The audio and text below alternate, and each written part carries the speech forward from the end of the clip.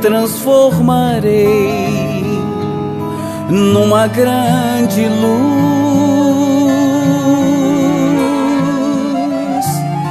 porque eu sou luz, eu tenho a luz, e eu me transformarei numa grande luz. Boa noite. Boa noite. Obrigada mais uma vez de ter a oportunidade de estarmos aqui reunidos. Já estou virando freguesa, né, gente? Todo mês estou eu aqui. Vocês estão gostando? Vocês gostaram de a gente conversar sobre parábola do filho pródigo, lembram? E do bom samaritano? Alguém já veio aqui conversar com vocês?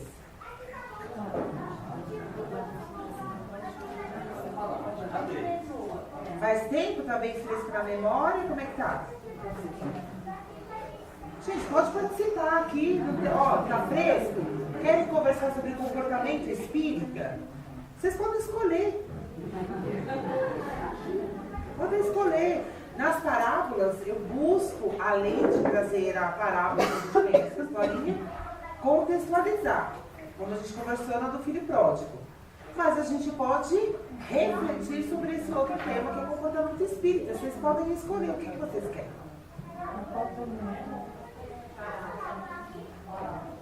A parábola? Então vamos de parábola. Vamos conversar aqui da parábola do bom samaritano. Todo mundo aqui já ouviu falar dessa parábola? Tem alguém aqui que nunca ouviu falar? Levanta a mão pra mim. Legal, vou contar ela. Então, antes de a gente chegar na parábola, vamos entender por que Jesus veio com essa. Lembra? A parábola sempre é uma resposta para a gente entender como a gente quiser. Jesus não tinha essa assim, é assim. Ele contava a parábola e a gente se colocava naquela história, trazendo para a gente qual era a lição, né? A lição moral daquela conversa. Então, começa esse contexto que Jesus, sabendo que ia chegar o momento da crucificação, que ele deveria ir para Jerusalém, ele chega e fala para os discípulos que precisava ir para Jerusalém. Até aí não tinha nada de diferente, porque em Jerusalém ia ocorrer a Páscoa. Então muitas pessoas estavam indo para lá. É como se chegasse agora o Réveillon e a maioria de nós fôssemos à praia. Dobrava ali 10 vezes mais pessoas do que habitavam naturalmente. Então todo mundo caminhava para lá. Mas Jesus chega e fala para os discípulos: mas antes de chegar em Jerusalém, eu quero ir pela Samaria. Aí isso ficou esquisito. É como se nós disséssemos assim: vamos à praia, mas antes a gente vai até Jundiaí e depois vai para a praia. Não era a mão. Lembrando que era a pé. Então tinha que fazer aqui para depois ir lá. Ô mestre, mas você quer passar pela Samaria? Quero passar pela Samaria. Então, Pedro diz assim: eu vou à frente e são muitos dias de caminhada. Vou procurar abrigo para nós. Vou ver se alguém está guarida e depois eu venho aqui, mestre. Foi. Chegou em Samaria. Alguém deu lugarzinho para eles ficarem? Não. Por quê? Jesus, para uns, era o Messias, o Filho de Deus. Para outros, ele era um charlatão. Ele não atendia os interesses daqueles que tinham posses. Então, nem todo mundo tomava partido. Então, quando chegaram lá, que olha, Jesus vai para Jerusalém, mas no meio do caminho, gostaríamos de poder ficar aqui um pouco. Tudo o que as pessoas disseram? Não. Nós não vamos dar abrigo para vocês que são peregrinos indo para Jerusalém.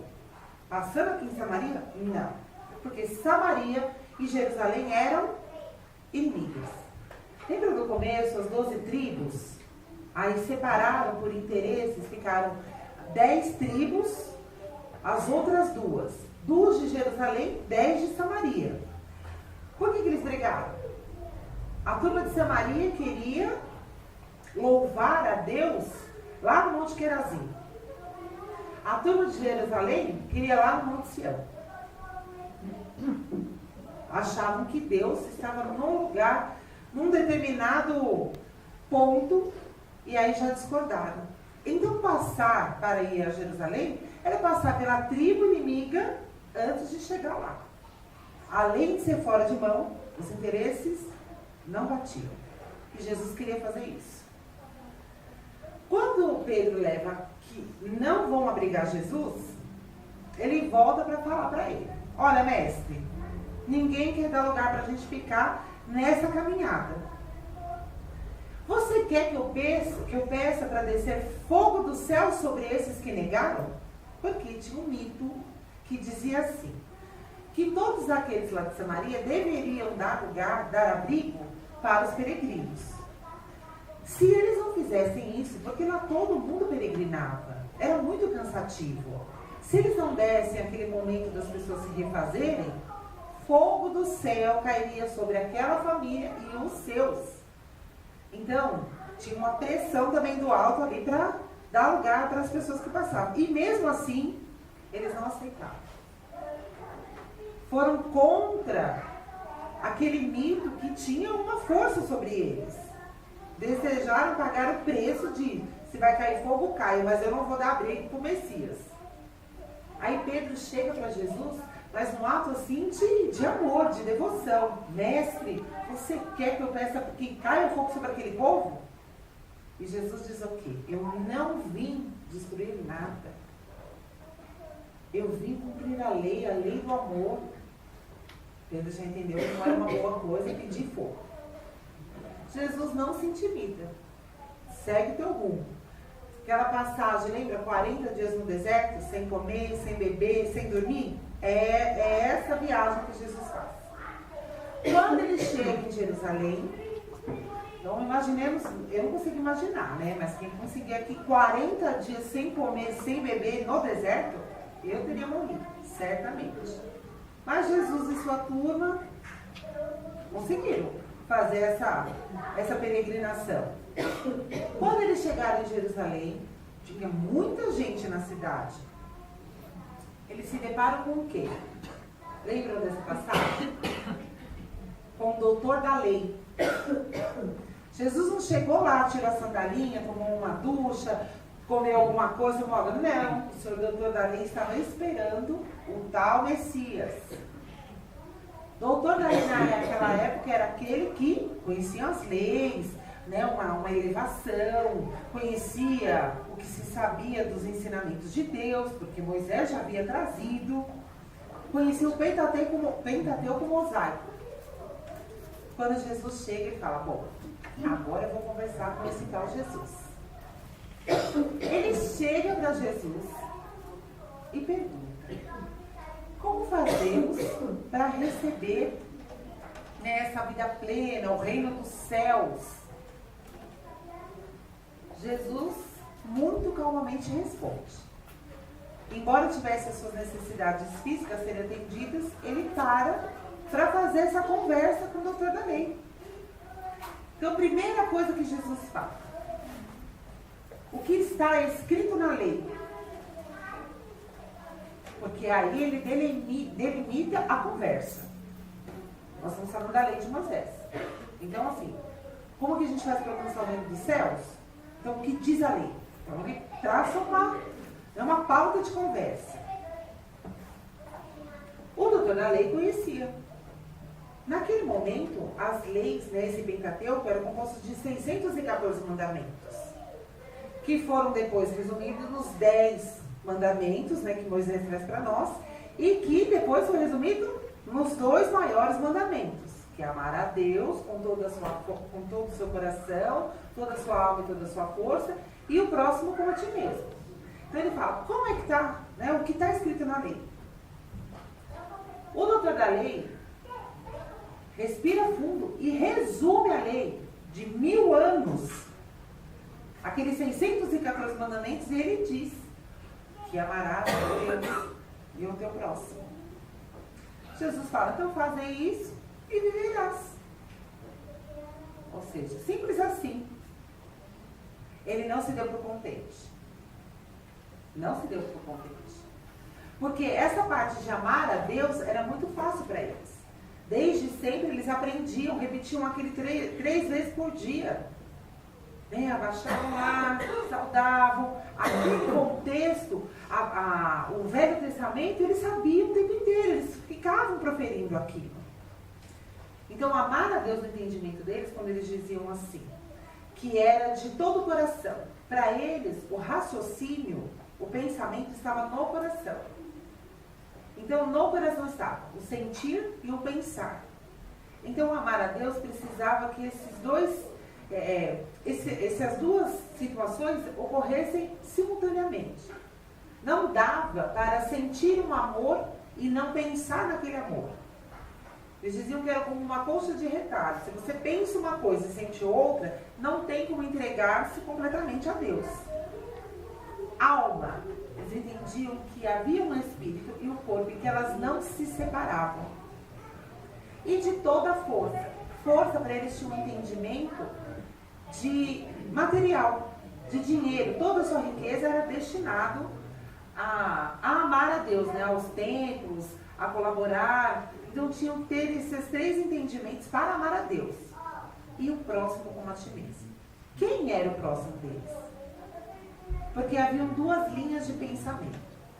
Uns entendiam que o próximo era só aquele judeu que estava na mesma região, que comungava dos mesmos objetivos, tinha os mesmos propósitos, os mesmos ensinamentos. Aquele é meu próximo. Se ele fosse lá de Samaria, ele não é meu próximo. É minha tribo inimiga, eu não tenho nada a ver com ele, tem a ver com os judeus. Então, se um judeu tiver dificuldade, é meu próximo, é minha tribo, eu vou ajudar. Se não for, não me interessa. Mas Hilel, lembra? Gamaliel, que era tio de Paulo. Lembra? Gamaliel, que era como um mentor para Paulo, ensinou muitas coisas para ele. E Hilel era o avô. Ele trazia um outro entendimento.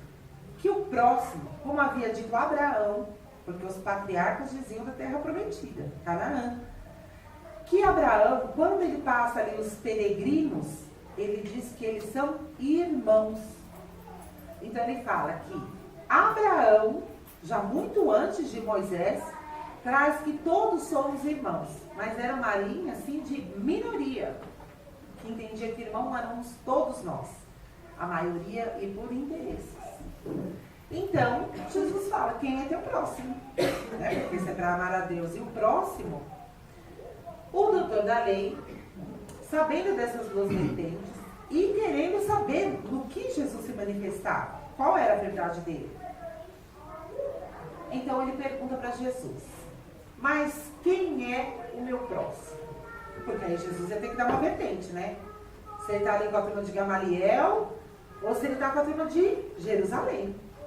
Sempre uma pegadinha para Jesus. Lembrando, né? 40 dias no deserto, não comeu, não bebeu, não jogou uma aguinha no corpo, está lá conversando com o seu doutor da lei com tranquilidade.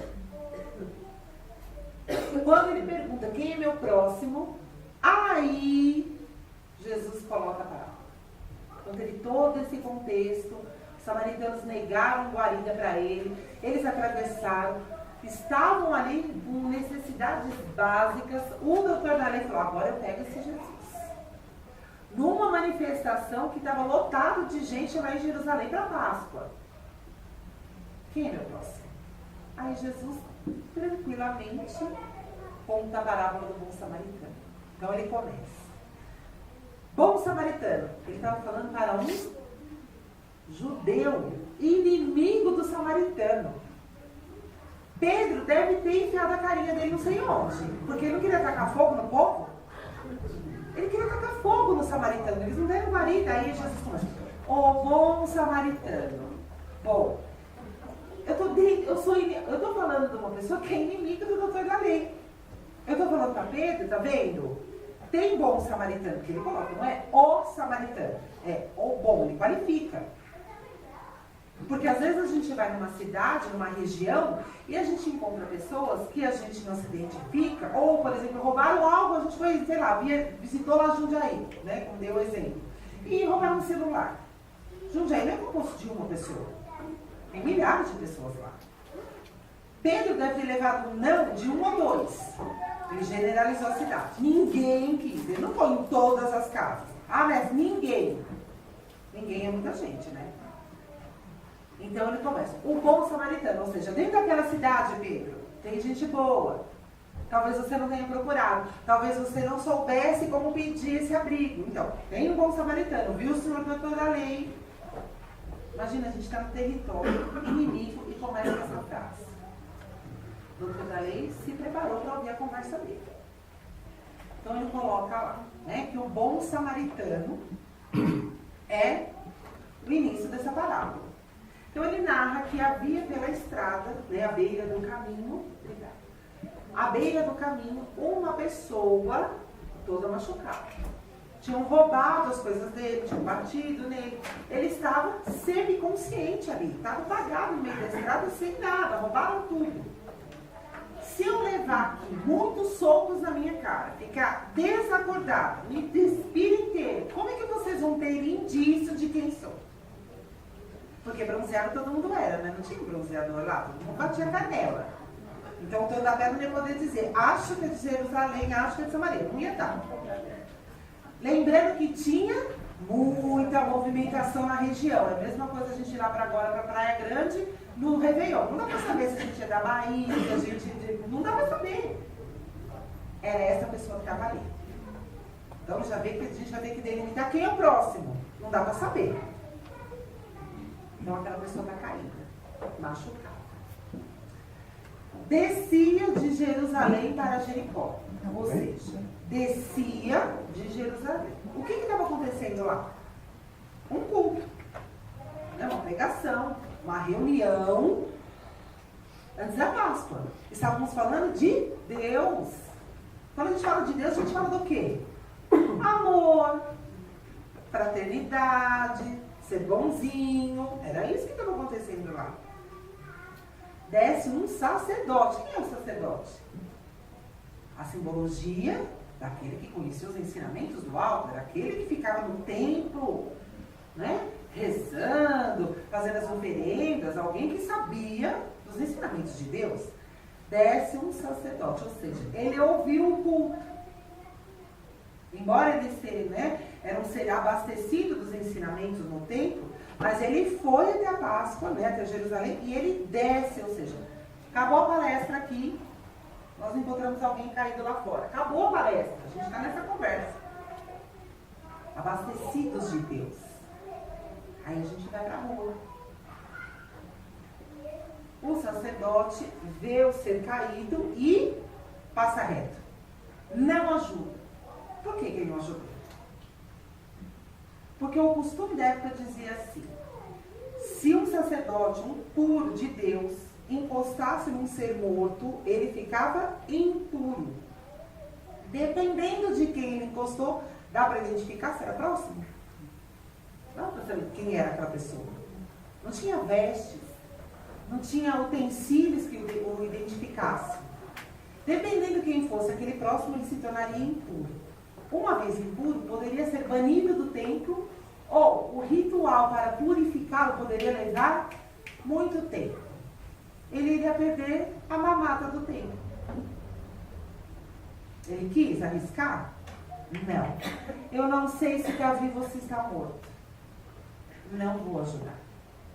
Não vou pôr o meu cargo em xeque por uma pessoa que eu não conheço. Porque se alguém ver e falar no templo, o que será de mim? Na dúvida, não vou ajudar. O levita vinha atrás. Quem é o levita? É o secretário do sacerdote. O levita está descendo de Jerusalém também. Estava lá no templo, estava lá ouvindo o culto. O sacerdote passou, ele seria o chefe. O levita, o secretário. Se ele não parou, eu vou parar? Não vou parar. O meu chefe não parou para ajudar. Se ele que sabe mais do que eu não ajudou, também não ajuda. Quantos de nós não conhecemos a doutrina e vivemos a doutrina pelo gesto do outro? A gente não vem, não estuda, mas aí a gente tem um vizinho que é espírita. Aí a gente observa a religião como se fosse a doutrina, o comportamento dele. Se ele tem determinado comportamento, eu não sei muito, o que eu faço? Eu copio. Foi o que Levita fez. Não ajudou. Passava pelo caminho. Está escrito lá, podem ler. Passava pelo caminho. Ele não está descendo de Jerusalém. Um bom samaritano.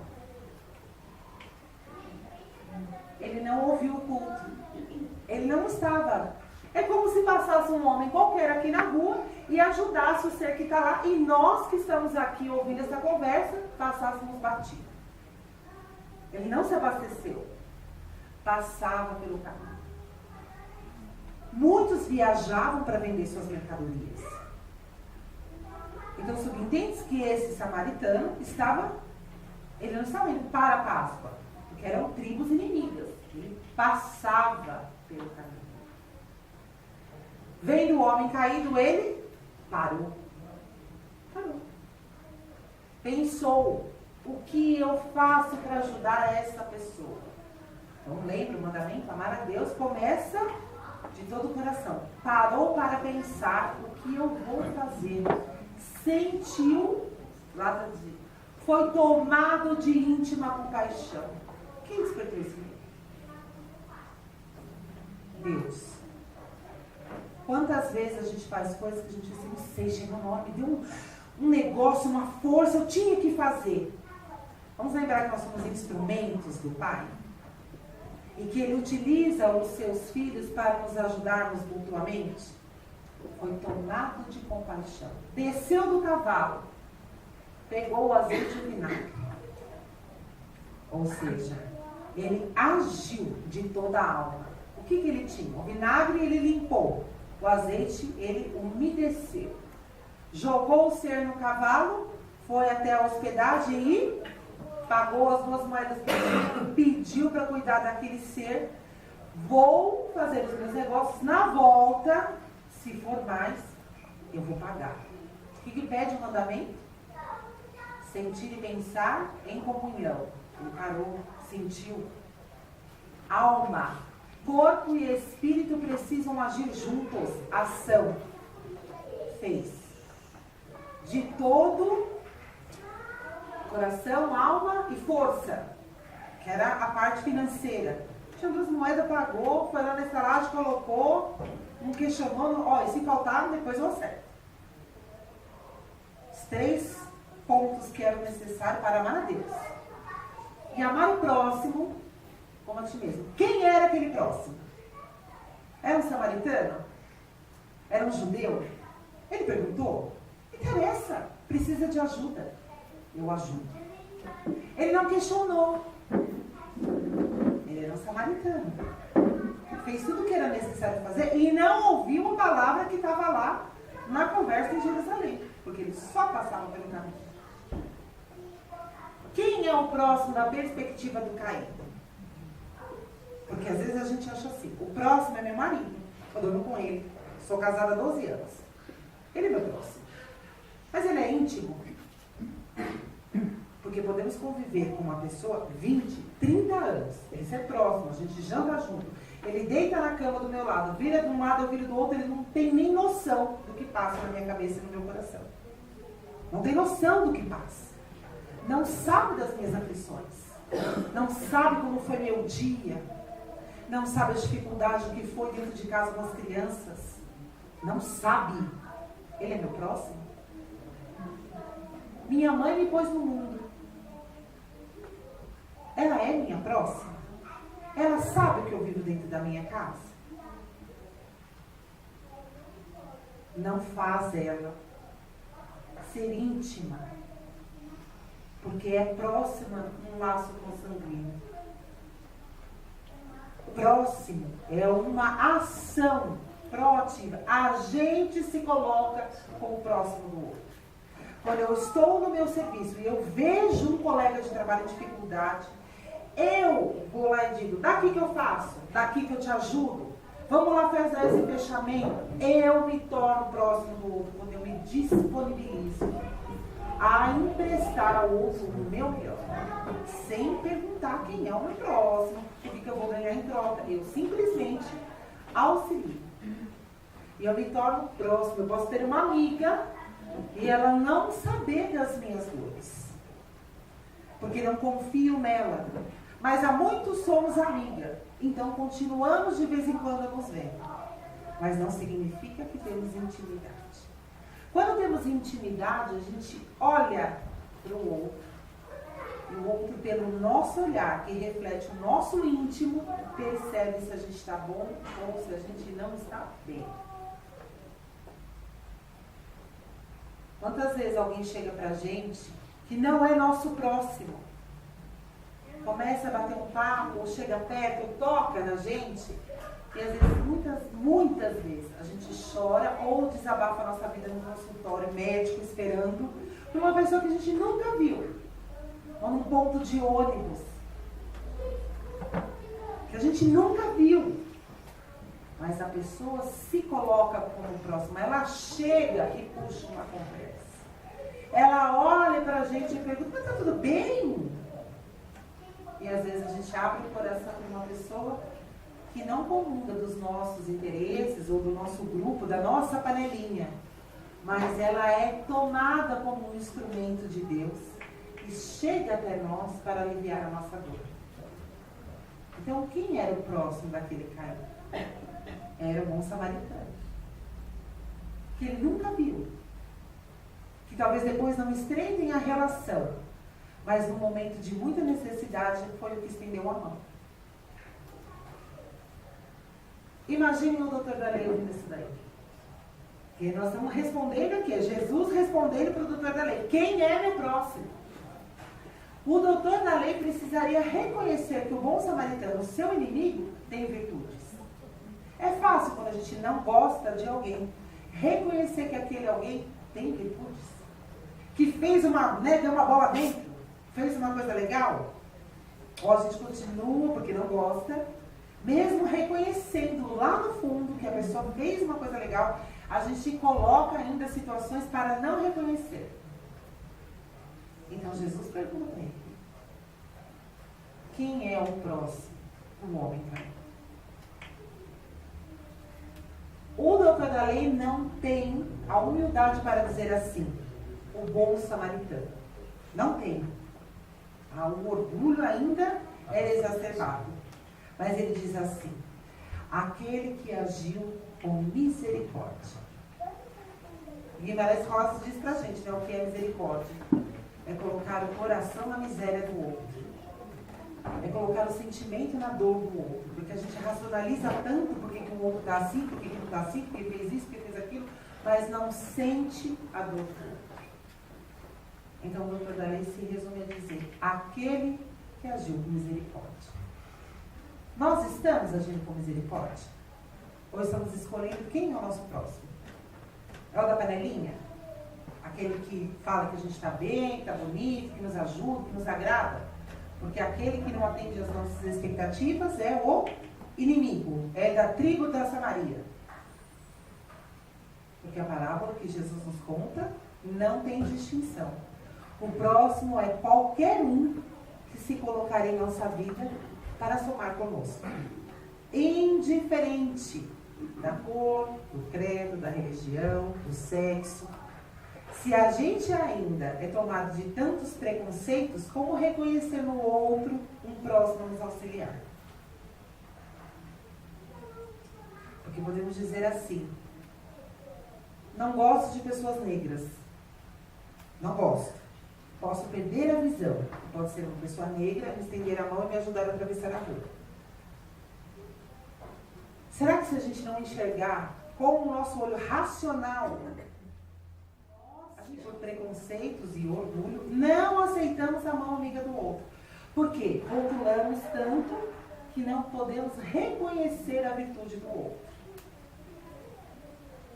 O doutor da lei nos mostra que ele compreendeu, pelo menos, que o outro agiu com misericórdia. Teve um ato nobre que eu não teria.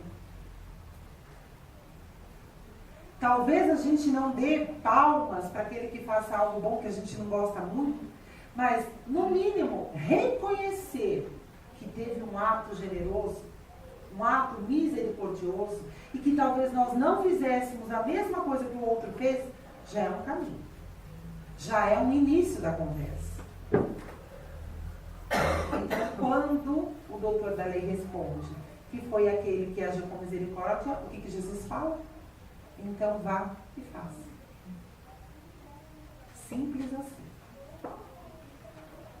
Não significa porque nós somos espíritas, estamos na condição de espíritas, aprendendo sobre a doutrina, que somos melhores do que aquele que se intitula um ateu.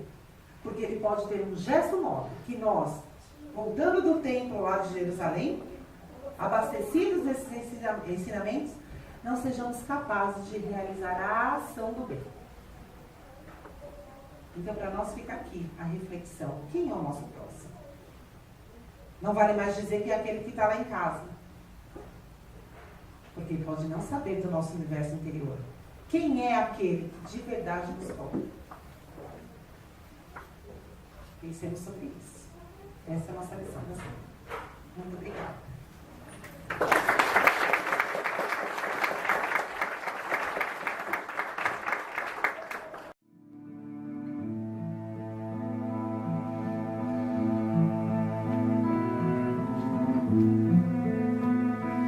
Meu coração está de portas abertas para toda forma que eu houver.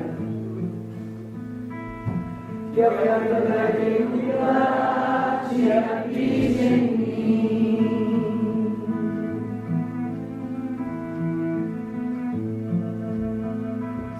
Na solidão de uma prece eu peço sabedoria no caminhar, por entre as sendas celestes que levam ao Pai.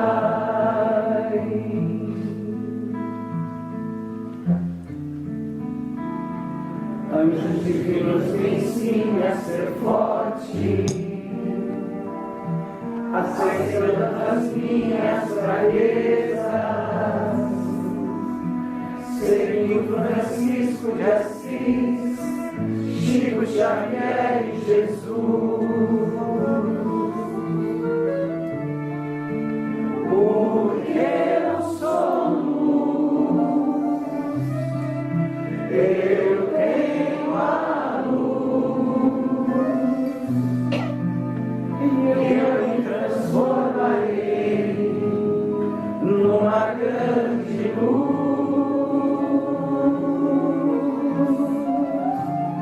Porque eu sou luz, eu tenho a luz, e eu me transformarei numa grande luz.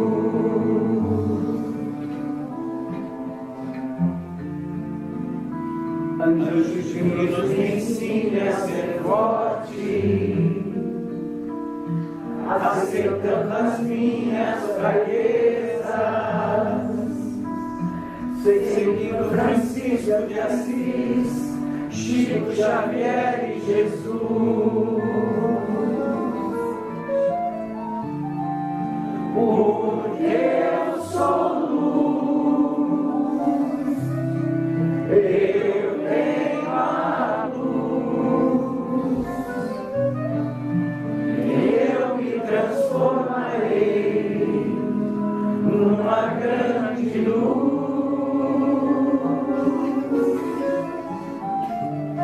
Porque eu sou luz, eu tenho a luz,